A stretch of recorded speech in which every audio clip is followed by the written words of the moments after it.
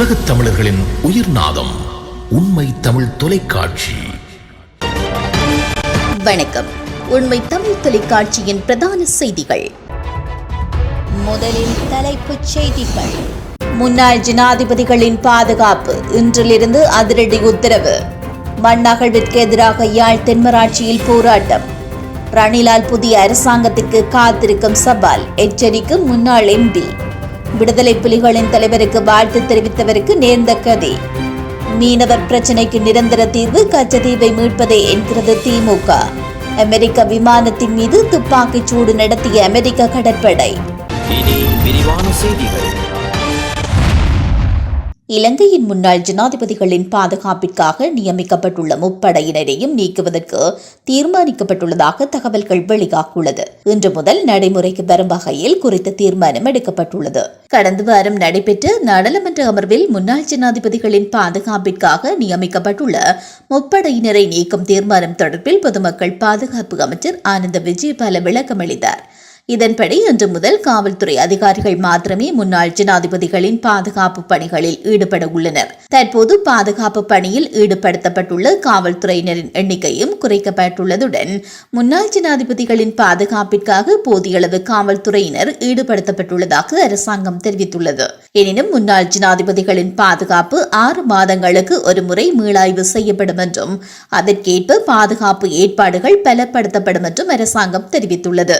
முன்னாள் ஜனாதிபதிகளின் பாதுகாப்பிற்காக நியமிக்கப்பட்ட அதிகாரிகளின் அதிக செலவு காரணமாக அவர்களின் பாதுகாப்பிற்காக நியமிக்கப்பட்ட அதிகாரிகளின் எண்ணிக்கை குறைக்க அரசாங்கம் தீர்மானித்துள்ளமை குறிப்பிடத்தக்கது. யாழ்ப்பாணம் தென்மராட்சி கரம்பகம் பிரதேசத்தில் உள்ள வீதியில் மண்ணகழ்வு இடம்பெற்றுள்ளமையை கண்டித்து பிரதேச மக்கள் நேற்று போராட்டத்தில் ஈடுபட்டனர். கரம்பகத்தில் உள்ள விடத்தற்பளை கரம்பக பிள்ளையார் இணைப்பு வீதியிலேயே இந்த மண்ணகழ்வு இடம்பெற்றுள்ளது. குறித்த விவசாய வீதி நெடுங்காலமாக மணல் வீதியாகவே இருந்துள்ளது. பிரதேசவாசிகள் தங்களது விவசாய உற்பத்தி பொருட்களை எடுத்து செல்வதற்கு சிறந்த வீதியாக இதனை பயன்படுத்தி வந்தனர். இந்த நிலையில் மண்ணகலம் இயந்திரத்தின் உதவி கொண்டு 25க்கும் மேற்பட்ட டிப்பர் கனவளவு மண் அகலப்பட்டுள்ளதாக போராட்டத்தில் ஈடுபட்டவர்கள் தெரிவித்துள்ளனர். குறித்த பிரதேசத்தில் சட்டவிரோத மண்ணகழ்வு தொடர்ச்சியாக இடம்பெற்று வருகின்ற போதிலும் அதனை கட்டுப்படுத்த நடவடிக்கை எதுவும் எடுக்கப்படவில்லை என்றும் அவர்கள் தெரிவித்துள்ளனர். முன்னாள் ஜனாதிபதி ரணில் விக்ரமசிங்கே அனுரகுமார திசாநாயக்க அரசாங்கத்திற்கு சவால் விடும் பிரதான நபராக செயற்படலாம் என்று முன்னாள் நாடாளுமன்ற உறுப்பினர் உதய கம்மன்பில எச்சரிக்கை விடுத்துள்ளார். பொருளாதார நெருக்கடியிலிருந்து குறுகிய காலத்தில் மீட்சி பெற்றமை குறித்து வங்குரோத்து நிலை அடைந்துள்ள உலக நாடுகள் ரணில் விக்ரமசிங்கவிடம் ஆலோசனை பெறுகின்றமை சிறப்பு அம்சமாகும் என்றும் உதய கம்மன்பில தெரிவித்துள்ளார். அவர் மேலும் கூறுகையில், அரசியலில் இருந்து முழுமையாக தான் ஓய்வு பெறவில்லை, செயற்பாட்டு ரீதியிலான அரசியலில் ஈடுபட்டுள்ளோம். வெற்றியும் தோல்வியும் என்று நிலையானது அல்ல. 2020ஆம் ஆண்டு பெரும்பான்மை ஆதரவுடன் வெற்றி பெற்று ஸ்ரீலங்கா பொதுஜன பெரமுன 2024ஆம் ஆண்டு படுதோல்வியடைந்தது. அதேபோல் அன்று 3 ஆசனங்களை பெற்ற தேசிய மக்கள் சக்தி இன்று 159 ஆசனங்களை கைப்பற்றியுள்ளது. ஆகவே அரசியலில் எதுவும் நடக்கலாம். ரணில் விக்ரமசிங்க அரசியலில் இருந்து ஓய்வு பெறவில்லை. இந்த அரசாங்கத்திற்கு சவால் விடுக்கும் பிரதான நபராக அவர் செயற்படலாம். ஏனெனில் அவரது பொருளாதார கொள்கையை ஜனாதிபதி அனுரகுமார திசாநாயக்க செயற்படுத்துகிறார் என்றும் அவர் கூறினார். 2022ஆம் ஆண்டு நாடு பக்ரோத்து நிலை அடைந்த போது தனிநபராகவே ரணில் விக்ரமசிங்க அரசாங்கத்தை பொறுப்பேற்றார். குறுகிய கால பகுதியில் நாடு பக்ரோத்து நிலையிலிருந்து மீண்டது என்றும் அவர் சுட்டிக்காட்டினார். 2 வருடங்களுக்கு முன்னர் விடுதலை புலிகளின் தலைவர் பிரபாகரன் பிறந்த நாளுக்கு சமூக வலைதளத்தில் வாழ்த்து தெரிவித்தவரிடம் பயங்கரவாத புலனாய்வு பிரிவினர் விசாரணைகளை மேற்கொண்டுள்ளனர். கடந்த 2 வருடங்களுக்கு முன்னர் விடுதலை புலிகளின் தலைவர் பிரபாகரனின் பிறந்த தினத்தன்று சமூக வலைதளம் ஒன்றில் அவருடைய புகைப்படத்தை பிரசுரித்து பிறந்தநாள் வாழ்த்துக்கள் நபரொருவரால் பிரசுரிக்கப்பட்டது. இந்த நிலையில் குறித்த படத்திற்கு கீழ் அந்த நபரின் சமூக வலைதளத்தின் நட்பு வட்டத்தில் இருந்த சிலர் பிறந்தநாள் வாழ்த்துக்களை சமூக வலைதளத்தில் பதிவு செய்தனர். இவ்வாறு பிறந்தநாள் வாழ்த்துக்களை பதிவு செய்து வவுனியா பண்டாரிக்குளம் பகுதியை சேர்ந்த இளம் குடும்பஸ்தர் ஒருவரிடமே பயங்கரவாத புலனாய்வு பிரிவினர் வவுனியா அலுவலகத்தில் வாக்குமூலம் பதிவு செய்யப்பட்டுள்ளது.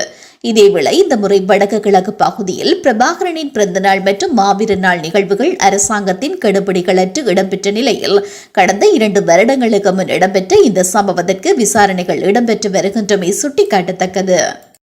இலங்கையில் கைதாகியுள்ள தமிழக மீனவர்களை விடுதலை செய்ய நடவடிக்கை எடுக்க வேண்டும் என்றும் மீனவர் பிரச்சினைக்கு நிரந்தர தீர்வாக கச்சத்தீவை மீட்க வேண்டும் என்றும் திராவிட முன்னேற்ற கழகம் தீர்மானம் ஒன்றை நிறைவேற்றியுள்ளது.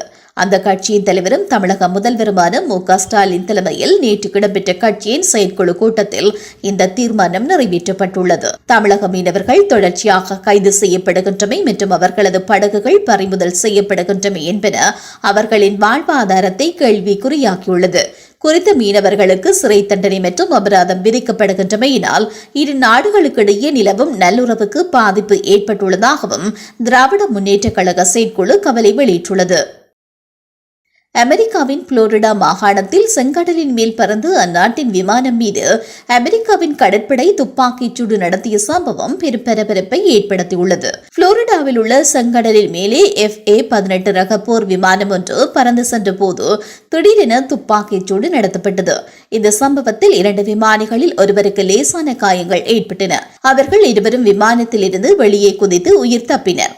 இது தொடர்பில் அமெரிக்க ராணுவத்தின் மத்திய படை வெளியிட்டுள்ள செய்தி குறிப்பில் அமெரிக்காவின் USS ஹாரி எஸ் ட்ரூமன் என்ற விமானம் தாங்கி கப்பலில் இருந்து இந்த விமானம் பறந்து சென்றுள்ளது. இருப்பினும் இது பற்றி அறியாமல் இந்த கப்பல் குழுவுடன் இணைந்த மற்றொரு கப்பலான USS கெட்டிஸ்பர்க் கப்பலில் இருந்தவர்கள் இந்த துப்பாக்கிச் சூடை நடத்தியுள்ளனர் என தெரிவிக்கப்பட்டுள்ளது. மீண்டும் தலைப்புச் செய்திகள். முன்னாள் ஜனாதிபதிகளின் பாதுகாப்பு இன்றிலிருந்து அதிரடி உத்தரவு. மண்ணகழ்விற்கு எதிராக யாழ் தென்மராட்சியில் போராட்டம். ரணிலால் புதிய அரசாங்கத்திற்கு காத்திருக்கும் சவால் எச்சரிக்கும் முன்னாள் MP.